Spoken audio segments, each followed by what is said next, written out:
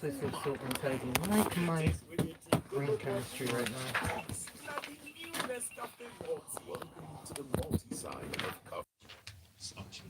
A grown up way.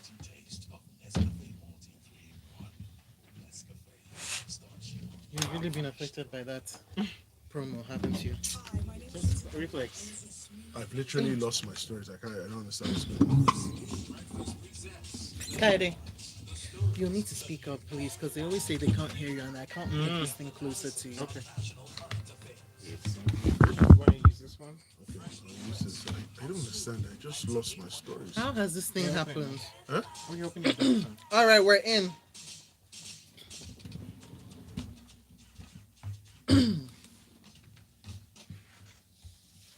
Well, Lagos, Nigeria, world, here we are, 7:30. It is freshly pressed on Smooth Breakfast with Kaide Baker. And Shopper Martins and you. Good morning, guys. Of course, if you just joined us, you're just in time for Freshly Pressed 981, where we get to talk about details and analysis of stories making rounds in the dailies. Now, joining us for today's episode of Freshly Pressed, we have got two gentlemen in the studio. We have got Ugodre, whose voice you have come to expect on a Thursday morning. Good morning, Ugodre. Hi, Shopware. Good morning, Lagos. Good morning, everyone. And Hope you guys Mr. are good. C. Yes, here we go, Mr. C, the voice you will come to expect on a Thursday morning. Mr. C, good morning. How you doing? Good morning, Shokpe. Good morning, Kade. Good morning, Ugo. Good morning, Lagos. All right, now you be the third analyst. All you need to do is send your messages in at 20809 You can also use the hashtag freshlypressed981 on Twitter. Go over to YouTube where we are streaming live on youtube.com/smooth981fm Lagos. Hello, YouTube. Leave a comment up on the live stream and we will be able to read it during the next half hour. Is there anything I've missed out on, Heidi? No.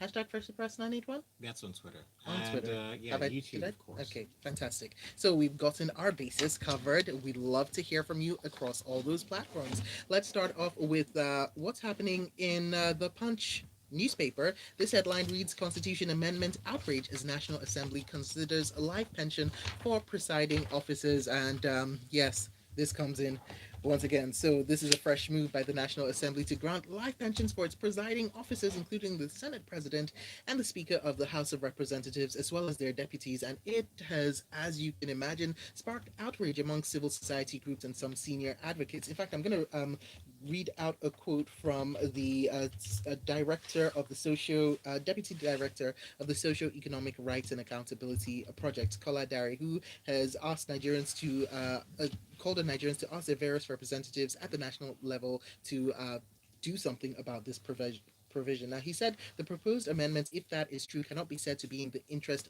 of Nigeria.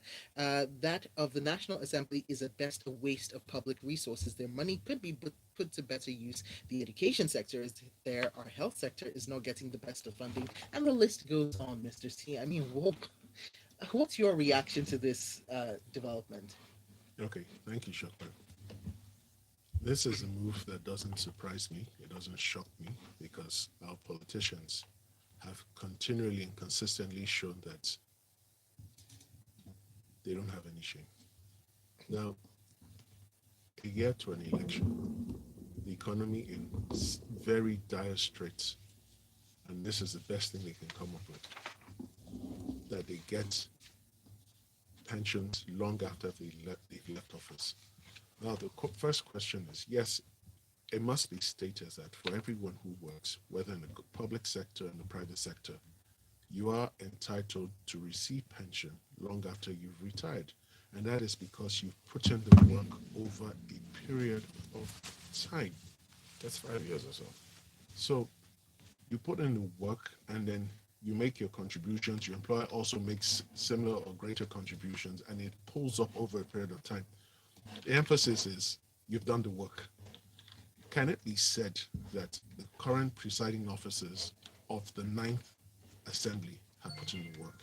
It's debatable. Now, that having been said, this is a move that would expect our lawmakers to shoot down immediately because this is something we cannot afford right now. And it's interesting to note that no amount was stated. Already, we're paying the sum of 7.8 billion naira yearly for past presidents and vice presidents already. My goodness. All of them. 7.8 billion every year. When you have this new set of individuals who want to collect a life pension, and let's not forget there are governors who are still collecting life pensions despite all the noise. In Lagos State, it was slashed by 50%. Now, our leaders and politicians appear to be disconnected from the realities of life. In a related story, there's a proposal to commence the spending of R1 billion a day to feed school children. Yes, it is good to feed school children.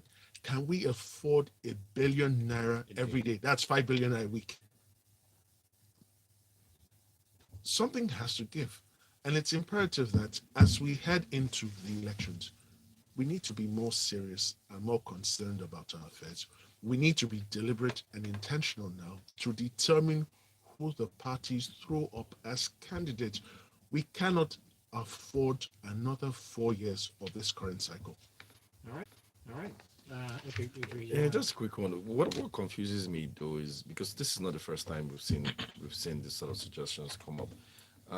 We have a pension act that allows you, wherever you are, whether you're a government official or private individual, contribute a part of your salary, and then government contributes another part of your salary for the period that you're in They're service or working. they're working. So I don't know why that doesn't apply to them, or why this is supposed to be something separate, or if it just confuses me why this is even news. Like typically you should just have your own individual pension scheme. That's how the current pension act is designed. So, let me clear that, yes. Whilst the Pension Act does state that, with these guys, it's not just the pension as you see it. It's the house in Abuja, it's free medical care here Crazy. and there, it's cars, it's security guards, it's domestic So it's all personnel. It the adds attachments up that's to a given lot. to them. It adds up to a lot. Real quick though, let's move on to our next story, and it comes to you, Goodway. So it talks about the shortage of tractors with threatening food security from the Guardian newspaper. So the story talks about how the shortage of tractors and critical implements for farm mechanization has hit the country as land preparation for the 2022 dry and wet season cultivation begins across agro ecological zones. So I mean, from the story, they're talking about the fact that you know, lot of hectares, very few tractors, and it goes on and on. But what do you make of the story? Yeah, very interesting. The Guardian, and I think one thing I eat from the story, why there are trillions of naira in investments in the agri sector, Yes. food is still very expensive. And I mean, if you read the story, it gives you a better idea that it's not just to say, oh, you want to go into a sector, or you want to expand, Mhm. or, get Nigerians to get into farming. The factors of production, those things that enable you to farm at scale and bring prices down, we just don't have it. According to the story, you do need about 50 tractors per hectare. In 50 tractors yeah, per yeah, hectare. per hectare, or 200 tractors per 10,000 hectares. I think in Africa the average is about 30 tractors to 10,000 hectares. So you see the disparity, you see Wow. the gap, yeah.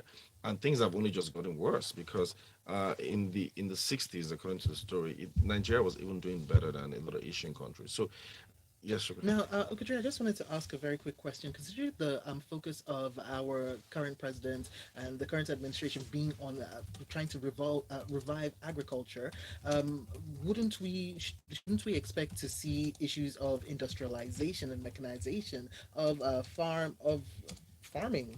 Is that happening or what?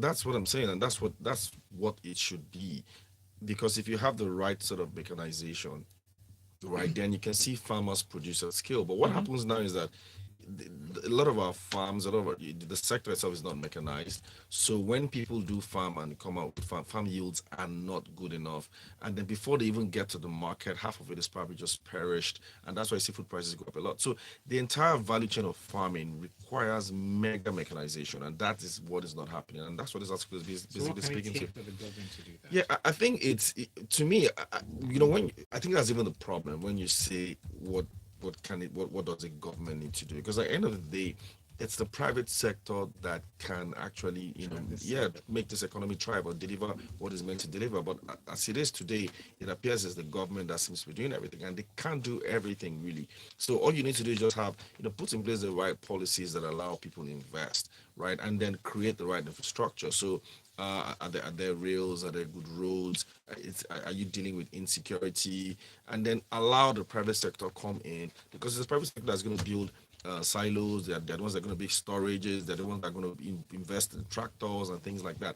And then one other thing as well, with mechanized farming or whatever it is you want to even do locally, I think being able to have the capacity to produce some of our factors of production is also very, very important. So today, even the same tractors, you do have to import them, and that's pretty expensive, right? So but if you could do them locally, and that's why sometimes you say, look, all this craze about being able to manufacture cars in Nigeria, made in Nigerian cars, is that really what we should be doing? Shouldn't we be focusing on areas that should give us the most benefit? So why not invest in, making your own Tractors. tractors and things like so? Those are Very some of the interesting. issues here. Very All right, interesting. thank you for that. Well, send your messages in because we see them coming in 0809 444 George from Okokomaiko says the dissonance from our elected officials is stunning. Everything points to the country being broke, and yet these people are insisting on self enrichment. Ultimately, the whole system will come tumbling down. George comes in to say, good morning, crew. Sometimes I imagine if we truly don't have money in this country, when they propose something like this that involves money like giving life payments to the Senate and House leaders. And this is coming from Ijesha. While Yinka says, please, which National Assembly member proposed that life pension? Do we have a name? Yes, we We do. do, but Um, it's okay. Also, feeding school children with 1 billion naira daily without proper data, transparency, and accountability is not good enough. Yet, allowing us to go on with strike is not ironic, and this is Idambusa from Surulere. All right. Remember, you can also send messages up on the live stream. We are streaming live on youtube.com/smooth 981 FM Lagos. All right. Moving on now from the Punch newspaper, fight against insecurity politicized, no LG under terrorist control. This is what the Chief of Defense Staff, General Lucky Arabo, had to say. Now, he went on to say that absolutely no local government area in Nigeria is under the control of terrorists. However, Mr. C, we have heard from the governor, we have seen in the media, Niger State, Borno State, even Zamfara State is now dealing with terrorist bandits who are seeking protection money that goes into the millions. So, what are we not seeing that General Lucky Arabo is seeing? I mean, what would you say to his statements? Okay, thank you, Shopper. So I think the general is playing with words. Now, before now, there seemed to be some disconnect between the term terrorist and the term bandits. So even his claim, so I'm going to start with his claim that no local government is under the control of terrorists. I'm not sure that's correct, and I'm wondering what evidence he relied on to arrive at that conclusion. Because in Borno State, the governor Zulum there said he identified two specific local governments as at last the 13th of January, which was last month, that were under the control of Boko Haram, and they're Abadam and Guzamala local government areas. Now, you would want to believe, and I would agree with that proposition, that the governor of any state will be more aware of what is going on within his state. True. Now, he then goes on to say that they have a presence, but they are not in control. I believe the people in Borno, the people in Yobe, will beg to disagree with the general. But beyond all of this, right, it is still sad that despite the deployment of the Nigerian military and its personnel to at least 28 to 30 states in the Federation, we have local governments that are under the rule, the control of terrorists, bandits, headsmen, whatever name you want to give them. Just last week, we were treating stories of communities that were literally compelled to pay ransom money. Yes. Last month, protesters went to the government house in Zamfara State protesting that they had paid the sum of 200 million naira as ransom to armed gangs, and it was still not safe. So, beyond the rhetoric, it is crystal clear that local governments are still under the control, are still under the rule of bandits, terrorists, and it is due to the fact that there's a growing trust disconnect between the people and the recognized state actors. And when that happens, there will always be a vacuum, and non state actors will step in try to to. fill the vacuum. Thank you Now, so much for that, Mr. C. Coming to time, we need to move on to our next story. Real quick, this from the Vanguard newspaper. The NERC to launch power outage reporting app. When I saw this, it put a smile on my face, and Audrey, this comes to you, so we'll talk about it in detail. So the Nigerian Electricity Regulatory Commission on Wednesday said it would soon launch a power outage reporting application aimed at addressing complaints on the power outage across the country. And they're saying that this is, yeah, well, I mean, they just want to make the process more effective. But do we see this working? Do we see this not being overwhelmed? No, it's just an app. Nothing. It's not a solution to anything. It's just an app that maybe just aids customer complaints. So Okay. basically, what typically happens is when there's an outage in your location, and sometimes the distribution company is not aware, right? So Not aware. yeah, sometimes they're not aware. Let's say, for example, your transformer just goes kaput, Okay. right? So they're not aware until you inform them. So what would happen is that somebody within, that vicinity, you would call and say, oh, look, Transformer is yeah, bad. transformer is bad, it got blown and all that, and then they can then come in and get it fixed. Okay. So, but with the app, you can simply just go there and then log in into those locations. Now, what that also does is it also gives the regulators, which is NERC, an idea of what power situation is like in various parts of the country. And because they also mentioned that that application is going to be plugged into the Disco's application as well, so Okay. that also helps them immediately address a lot of all these outages that typically happen. But like I said, it's not a solution. It's not meant to stop outages. The issues with outages is a lot more severe than that. I think the entire power system, the power value chain itself has major issues. So there's usually gas related issues. There's generation issues. Okay. There's transmission bottlenecks.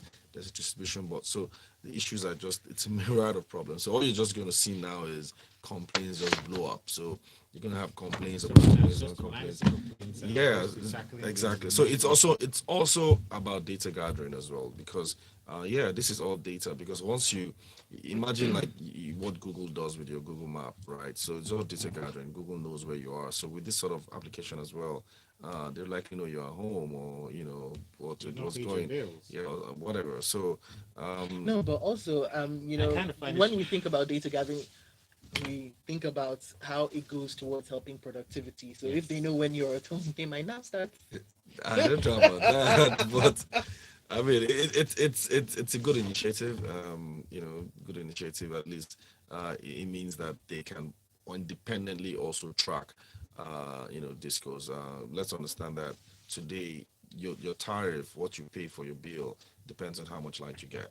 So with that kind of application, they can monitor, the rate of outages that you get, and then they can also enforce tariff downgrades whenever they Tariff think you're gonna, downgrades. yeah, whenever they think you're not getting I enough. like So, the sound of that.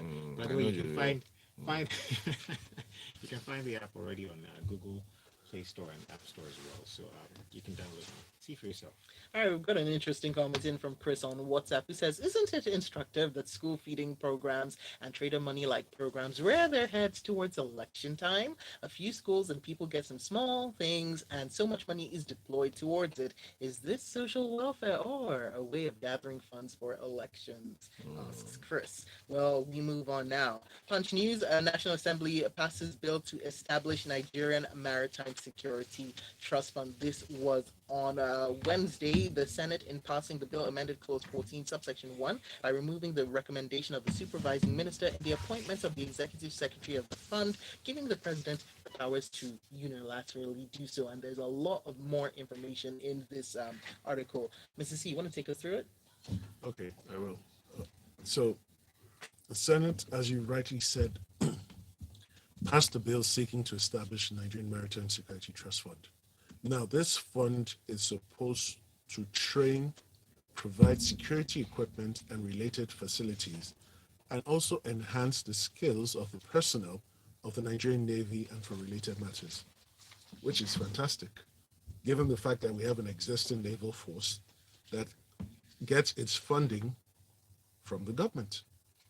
So rather than take whatever funds they now want to give to the Security Trust Fund and give it directly to the Navy, why are we setting up, why are we duplicating bodies? Why are we duplicating efforts? What is the logic in all of this?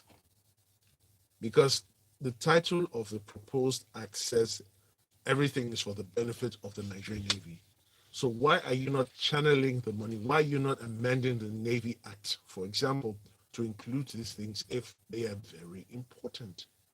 Why do they feel a need to set up a separate body, separate administrative structure, separate overheads to deal with the same matter? And then when there's a conflict, who has precedence? So again, our lawmakers continue to set the bar very low. I'm not sure what this is supposed to achieve because constitutionally, the Navy is tasked with the responsibility of safeguarding our maritime waters. So I don't understand what this trust fund is coming to do.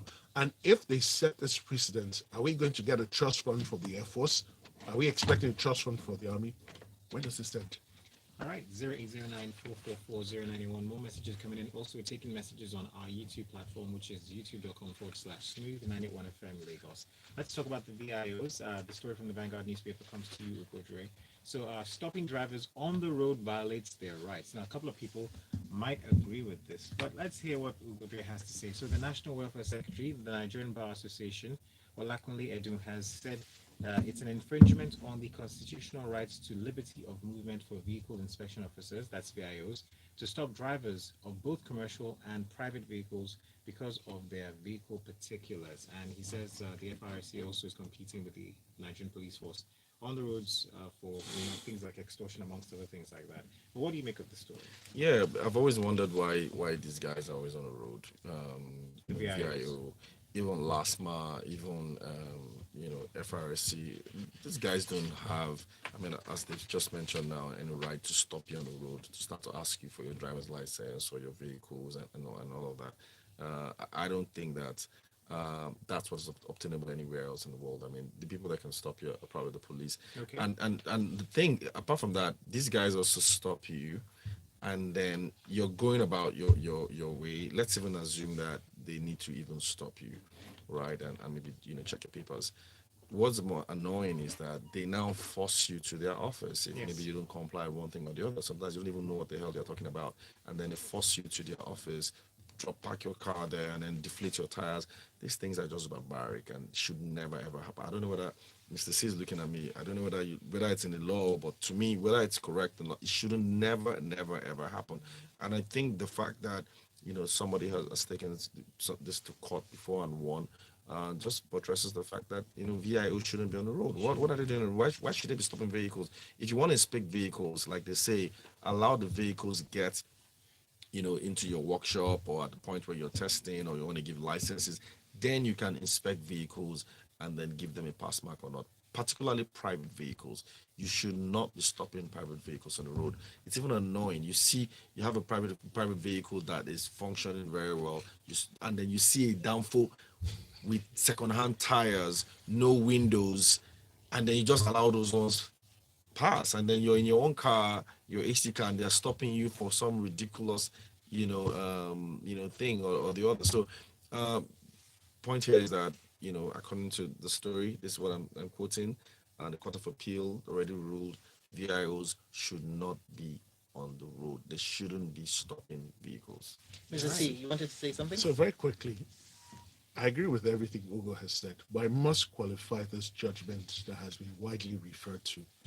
In this judgment, what was considered was the road traffic law of Delta State, which had no provision for VAIO officers being on the road harassing anyone. Unfortunately or fortunately, the Lagos State road traffic law is different. How's that? It permits them to conduct examinations. But above all of this, No proper examinations are done in Nigeria. Never It's done. just a money They grabbing just want to exercise. extort you. Although, can I just say there is a certain checkpoint that I go past every day where they do stop very um, raggedy looking vehicles and allow the seemingly okay ones to go by. That's all. That's all. Moving on. You get that. Vanguard newspaper. A bad fuel. Our imported product met Nigerian specification. This is according to two oil companies, Duke Oil and Orlando PLC, who have refuted culpability in the importation of adulterated fuel that hit the country recently. Now, the managing director of Duke Oil, Lawal Shadi, said that the product that his company imported was certified okay, both at the ports of loading and the ports of discharge by the relevant authorities. Now, Ugodre, what's your take on this? Because um, we've seen this issue come up ever since people started crying out, and now where it feels a little like passing the buck every time we hear something in the news. Yeah, just to quote Shade, Shade says the cargo discharged and the vehicle sailed. It was just after 24 hours of operation. Then Duke Oil was notified by the NNPC that there was complaint from some of their customers that the cargo had some particles. So this has also been the narrative of a lot of the companies that have been that have found themselves in this whole mix. They claim that look, we had we're given a pass when we delivered the product. So whatever happened between then and when it got to the vehicles of Nigerians is a different thing. It's not us. And I think as this investigation goes on, you're going to see a lot of things unveiled. You'll find out that this so-called inspection that they probably do when they deliver these products, they probably don't do them well enough. I think that's probably what this is already revealing. So a lot of all those certificates that they give them or passes, who knows? Maybe it's just not something that's done behind closed doors. Not Mm-hmm. no inspection is actually done, and that's the challenge. That I see here. So I don't expect less from this company. Nobody's going to come out and say and own up and say, "Oh, we did it. Oh, We're it was us. I sorry. shot It the was sheriff. us. It was me. I've already fired the guys that caused it." No, nobody's ever going to own up.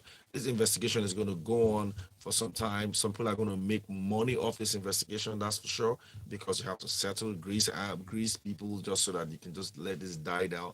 As soon as you start to see fuel, filling stations and everybody's going normal, this story will just disappear and life goes on. And that's what's going to happen. So all these investigations that you're seeing is just for people to drop money so Well, you that know they what? can As just close the journalists, case. we could also be at Nothing's the gonna forefront to checkmate exactly, the situation. exactly. So there are. I mean, but then who's going to fund that? Because where you have people now doing private investigations and doing investigative journalism and trying to find out what happened, that's the only way you can actually get the truth. But if you're waiting for all these National Assembly members to investigate and give you the real story and hold people accountable, it's not gonna happen. All right. Not. Messages? Okay, our final story, real quick. Mr. C, this comes to you, and we'd like for you to answer this in a sentence, right? So, KK Maximum has over 2,000 prisoners instead of 1,056. Now, Ikoyi houses 2,665 instead of 800. So, it's obvious that there's over, Overpopulation. yeah. So, very quickly, we need to reform our legal process. We need to streamline the number of cases that make it to the courts, because sometimes people are just taken to court, there's no real evidence, and then they're dumped or forgotten within the legal system. We also need to look at non custodial sentences, give that a better look, and see how we can decongest the prisons, because at the end of the day, the mindset should be to correct the individual so that he can reintegrate himself or herself back into society. All right. Thank you so much for that, Mr. C. All right, messages, messages, messages. Let's take this one in. BDA from Lucky says data gathering by NERC will help identify areas where outages and disruptions are concentrated. Information that would be useful in NERC's regulatory role and for tracing faults in the absence of high tech fault detection systems. Also, our crop yield per hectare for most crops is one of the lowest globally. Government policy should encourage the local manufacturer of tractors. It's a no-brainer, says BDA from Lucky.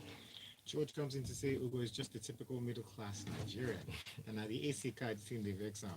Uh, But he goes on a more serious note, saying that the uneven application of the law leads to more law breaking. It is that simple. All right, we've got this one in from Ali, I think, who says somewhere in Lekki, especially the VIO stop mobile app taxis for minutes of grilling and let the exotic cars go like it's the norm. You're completely right about that. And this one in from Ade is says, well, we're trying to. You've really shortened down some words. mm, That may be so something much abbreviations. for later on.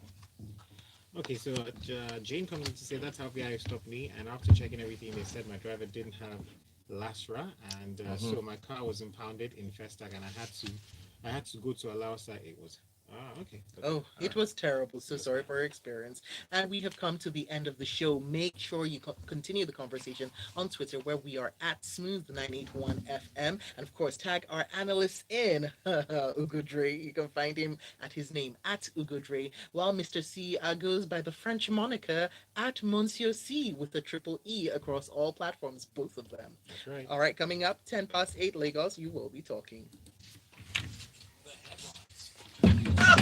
Oh, imagine Sam. Well, look at that. Eight. We did 8 stories We did non-stop. Easter Complete.